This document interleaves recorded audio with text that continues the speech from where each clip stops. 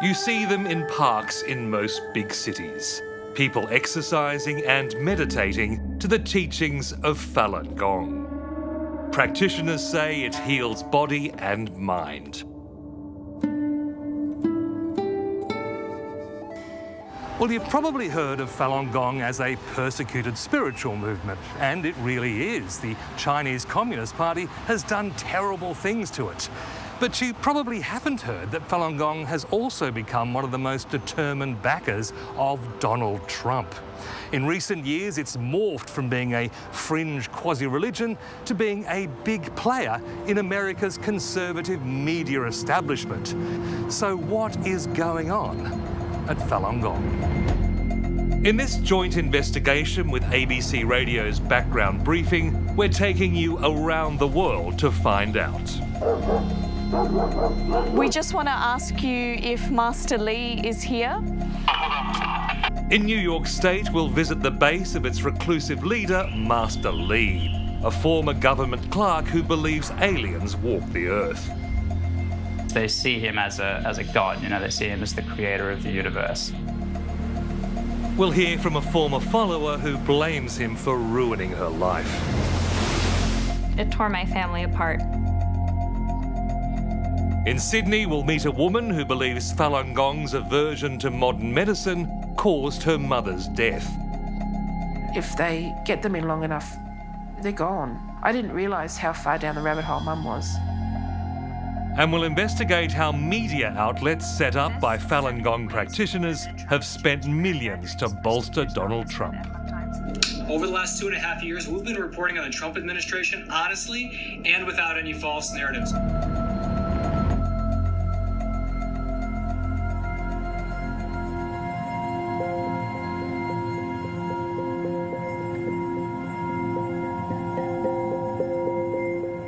Two hours' drive from New York City, ringed by the forests of the Shongum Mountains, is the headquarters of Falun Gong.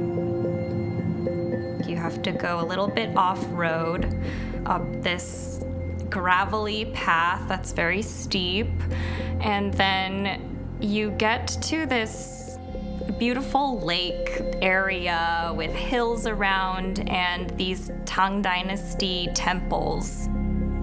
One former follower, who wants to be known only as Anna, started coming here as a child after her parents joined the movement.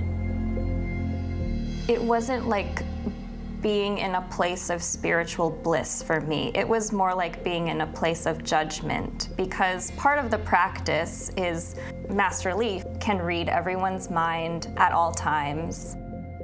I grew up with this notion that my thoughts were always being monitored. With a Chinese mother and a European father, she soon learned she was different from the other children. The leader of Falun Gong claims that race mixing in humans is part of an alien plot to drive humanity further from the gods. My mother read that part of the texts to me when I was about 11, which was a lot to take in, to hear that coming from not only the religion or practice that you're believing in, but from your own mother. It was very damaging. Falun Gong, also known as Falun Dafa, started in China in 1992. It was based on traditional meditation and breathing exercises called Qigong. But its founder, Li Hongzhi, added a supernatural layer. It would prepare people to return home to heavenly kingdoms where they had once dwelled. It would even teach practitioners to levitate. By the end of the 1990s, he had tens of millions of followers in China. The communist leadership saw that as a threat to its own grip on power and banned the movement.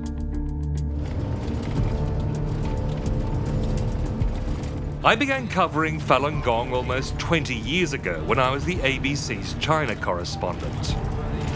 In my first week, I was among a handful of journalists taken to a re-education camp for Falun Gong members.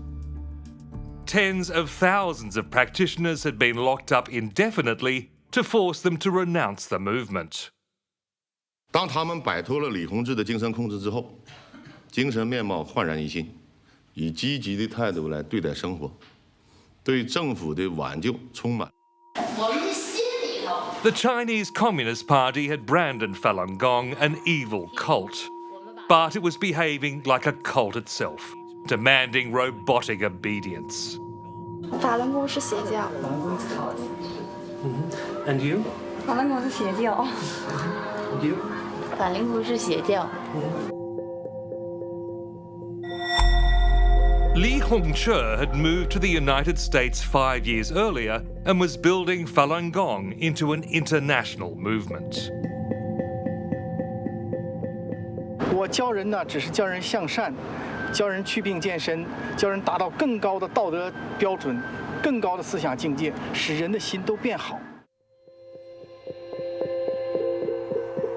Master Li set up a retreat in Deer Park, a ring of rural hamlets in New York State. Grace Woodard's family has lived in the area for generations. She says locals at first welcomed the new arrivals. They had a public presentation with a diorama of the temples and rather beautifully done of what was going to be built at Dragon Springs. People thought, this is interesting.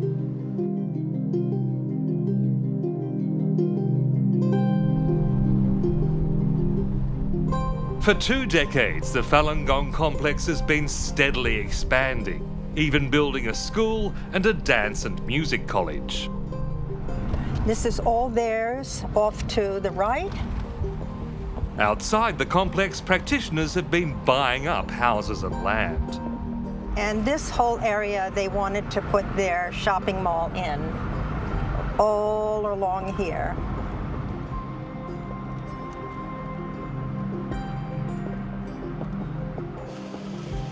Hey, Frank.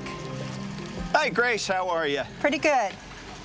Grace and her friend Frank Ketchum are in a residents' action group called Deer Park Rural Alliance, set up in opposition to Dragon Springs expansion. Yeah.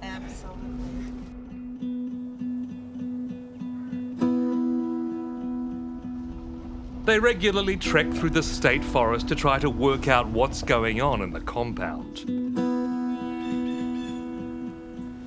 Yeah, I think it's going to be quite a hike for you, Grace. Well, it would be great if I'd had both my hips done, but I haven't. Okay. All right. Well, if the bear comes, Yes? all I got to do is run faster than you, right? As they near the lookout, they pass a surveillance camera. Is it a camera? Yeah. Well, hello. The local communists are here. Frank's property overlooks Dragon Springs and he's been documenting the building works. Just got out of control when they started building the schools. Their alliance has accused Falun Gong of violating environmental and building codes. You know, 8-story building that was never approved and doesn't have fire protection. Falun Gong, in turn, has sued the local authority. You know, their concern is all the time that all they're doing is trying to save people in China from being persecuted. No matter what they do here is all for the people in China that are being persecuted. And I don't see that as a reason to ignore local building codes and local laws and environmental laws that, you know, are made to protect the people that are in those buildings and protect the environment. One of their concerns is that Dragon Springs won't let them inside to see what they're building. There's no transparency. They're doing their own thing. It's like the Forbidden City. You know, only certain people can go in.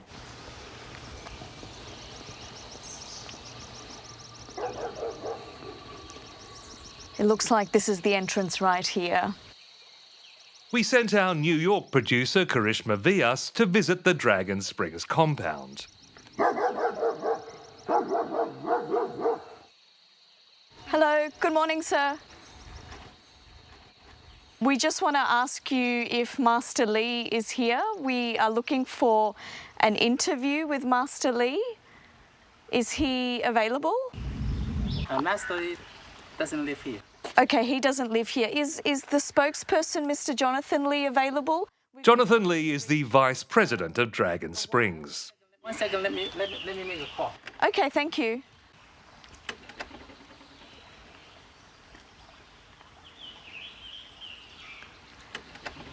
Looks like the security guards really don't know what to do with us.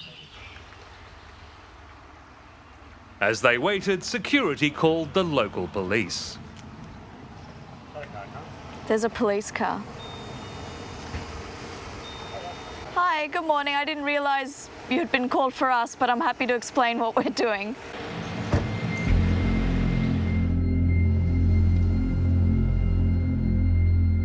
Jonathan Lee agreed to be interviewed in a nearby town at a store owned by a practitioner. Shall I go in? He says the high security is to stop the Chinese embassy infiltrating. We have seen embassy cars that's roaming around in the early days when we started. We see embassy cars. We block them and then call the police. But now they are smarter. They are always having people in and out. He says Dragon Springs follows all planning and environmental rules and provides a haven for refugees from China. It's all ordinary people who practice Falun Gong. They want to have a sanctuary, especially people who was persecuted and their kids, their parents has died.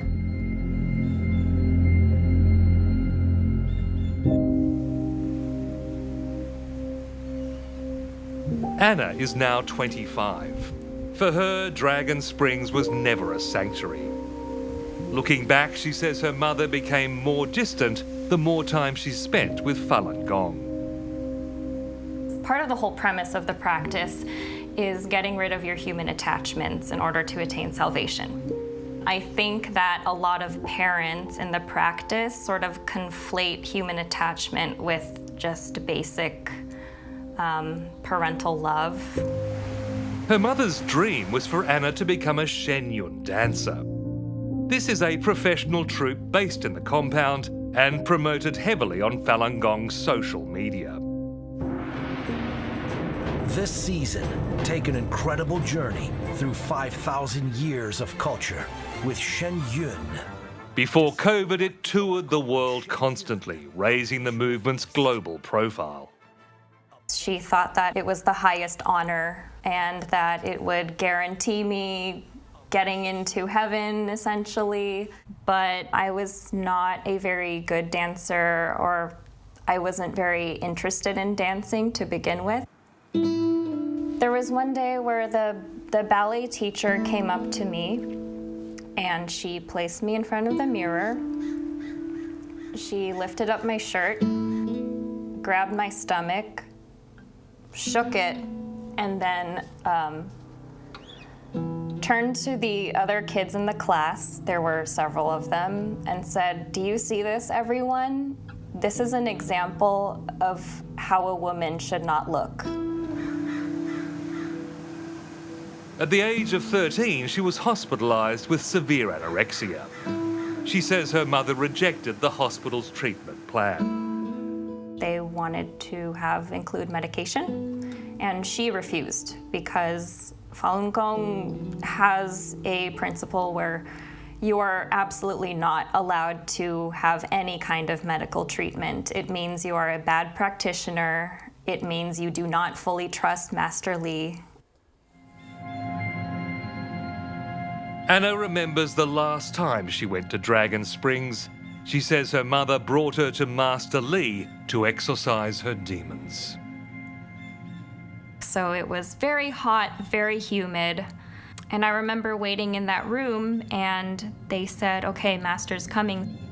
He looked right into my eyes and just started waving his hands around my head and chanting something. And then I remember looking into his eyes and thinking, you are just another regular, pathetic man. On the way back, driving south, my mother said to me, "Now you're all better. You're normal now. Now I love you." I looked out the window the whole time and it was like seeing everything about the practice just crumble before my eyes. I could not believe it anymore.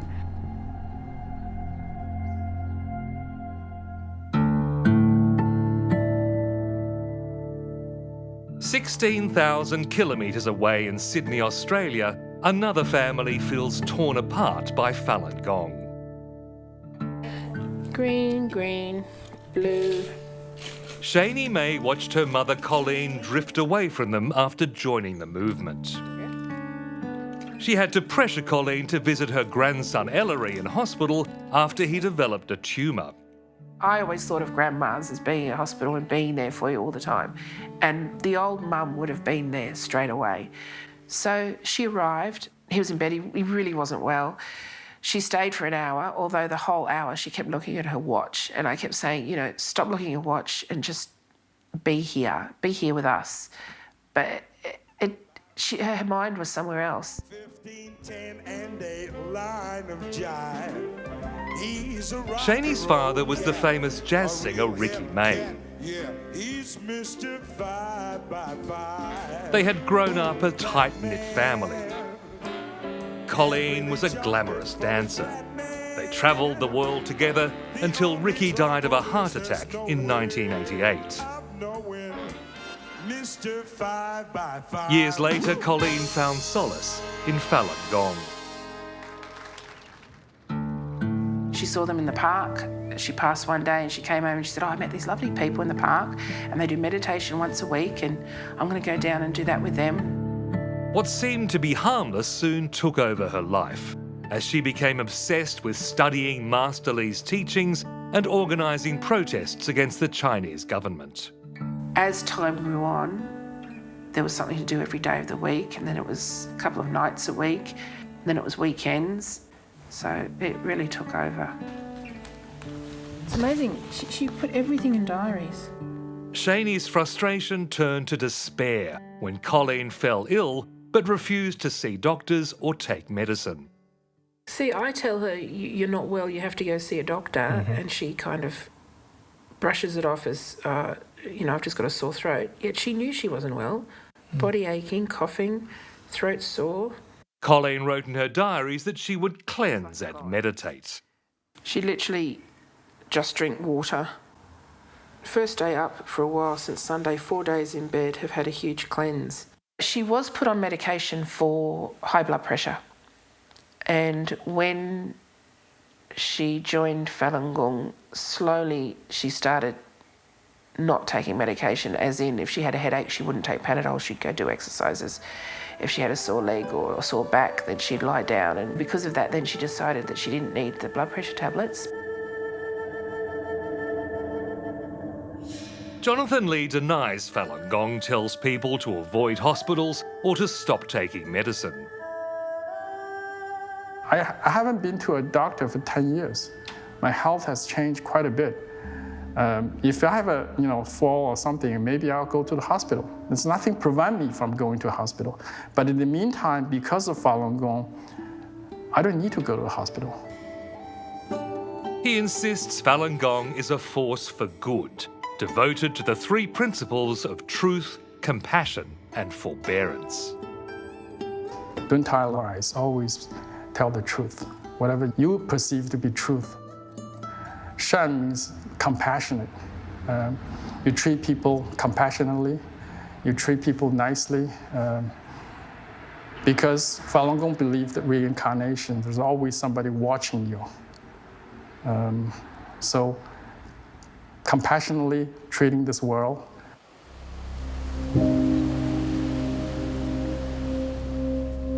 In Taiwan, we hear a different story. Ben Hurley was a Falun Gong practitioner for 12 years. He's now left the movement and works there as a freelance business journalist. He says he was attracted to Falun Gong during a difficult period in his youth. Contrary to Jonathan Lee, he claims Falun Gong does discourage people from taking medicine.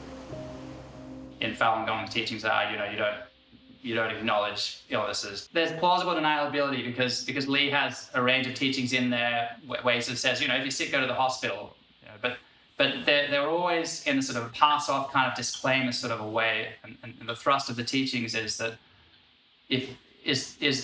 Master Lee can cure all of your illnesses, and you just have to believe in him. So people are dying because of Master Lee? Oh, absolutely. They're dying because of the teachings of Master Lee. They're dying because of his dangerous teachings, and because of their belief, their belief to the point of being willing to die for those teachings. Ben Hurley knew Colleen May as a fellow practitioner in Sydney. He witnessed people telling her not to get medical treatment. But there definitely was a group of people just encouraging her just to strengthen her belief that she'd be able to get through this. 3 years ago, at the age of 75, Colleen died from strokes and seizures caused by high blood pressure.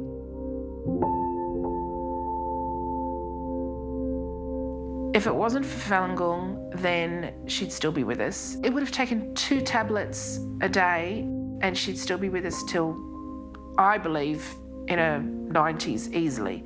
She was healthy. I would always joke to people saying that Mum's going to outlive me.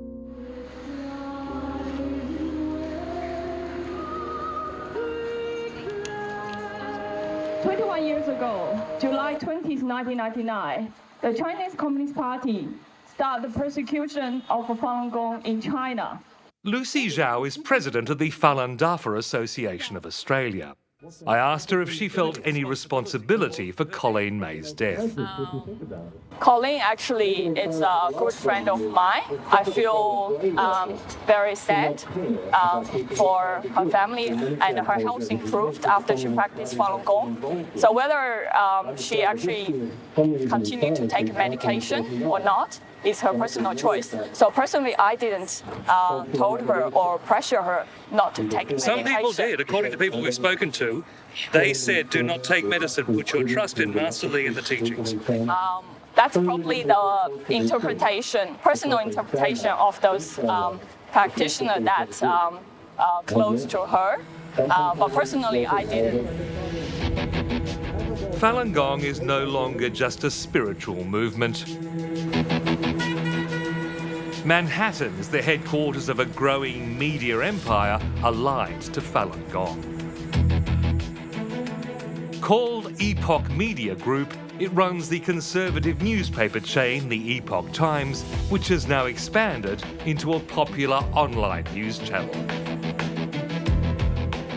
So we're here at Trump Tower in New York City with Laura Trump. Yes. Hello. Wonderful to have you on American Thought Leaders. Thank you. I'm excited to be here. Jonathan Lee says many practitioners support Trump's hardline stance on China. Because Trump is very hard on China in terms of Falun Gong persecution, they think Trump is a hope for them for us to eventually be able to survive in China. This is a sort of a matter of cosmic importance for them that I think Trump gets re-elected. Thanks for tuning into the Epoch News, folks. I'm Angela Anderson. That support is reflected in the Epoch Times coverage of the Trump presidency.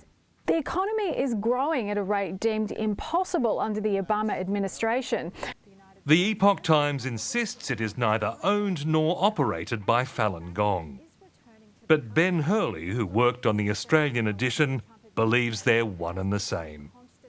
It's a bold-faced lie. It is a Falun Gong newspaper. Everyone that works there is a Falun Gong practitioner. They have a few people, a few token non-Falun Gong practitioners they get in, that they point to every time. But those people are outside the fortress. They're not a part of the organization. He thinks Master Lee has directed the group's media to go all out for Trump.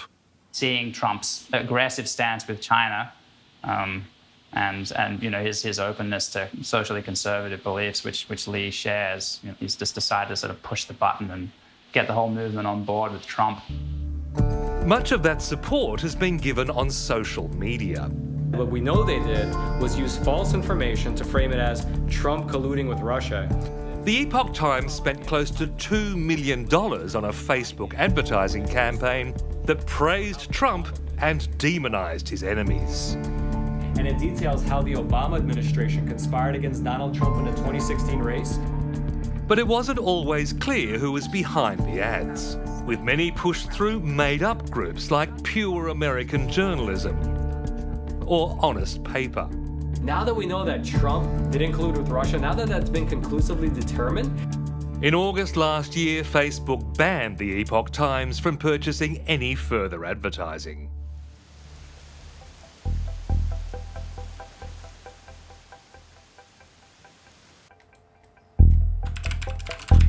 In Los Angeles, Alex Kasprak has been investigating the campaign for the fact-checking website Snopes. Essentially, they were creating a number of Facebook groups or pages that didn't disclose they were part of the Epoch Times publishing group, but still promoted their content through these sort of third-party seeming channels. And that's just against, it's a clear violation, letter of the law of their policy. You can't do that. The Epoch Times denied deceptive conduct, claiming it was obvious they were behind the ads. But in December, Facebook took action again against a network it linked to the Epoch Media Group. BL, or the Beauty of Life, had been posting testimonials from supposed Trump supporters who didn't exist. They were just stock photos taken off the internet. It was so lazy. There was a picture of Helen Mirren, the actress, being sold as an American Trump supporter. It's just like, we all know who Helen Mirren is. You're not fooling anybody.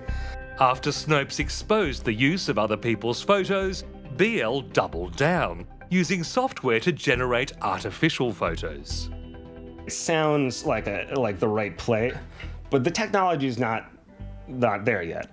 So sometimes these things will come out with a hole, no eyes or black eyes. So there are some of these deformed faces, just really sort of dystopian looking stuff.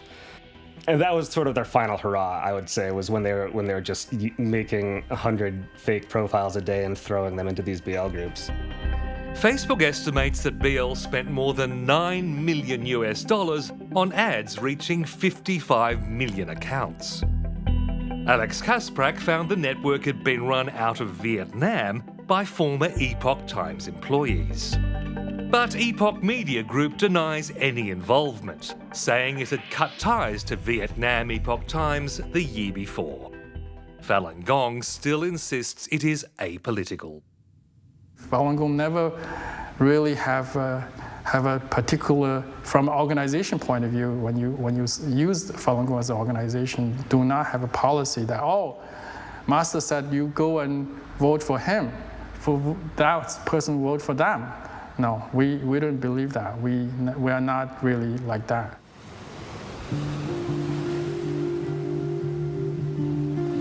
Master Lee has not been filmed in public for years.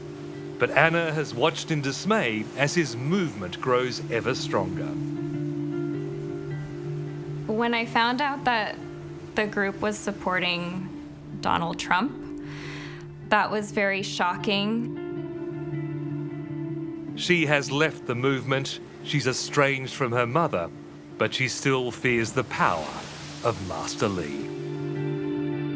This group is not fading into obscurity.